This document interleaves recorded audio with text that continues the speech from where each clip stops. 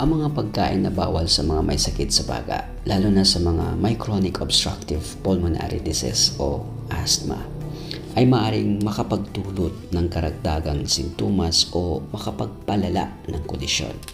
Narito ang 5 sa mga pagkain na dapat nating iwasan.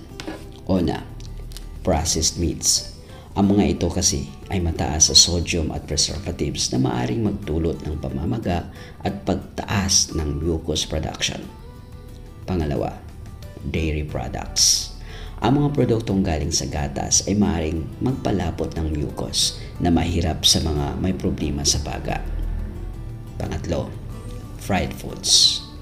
Ang mga pritong pagkain ay maaaring magdulot ng bloating at discomfort na maaaring makapagpahirap sa paghinga.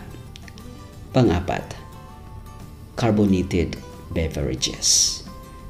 Ang mga soft drinks at carbonated beverages ay maaaring magdulot ng bloating at gas na maaaring makaapekto sa paghinga.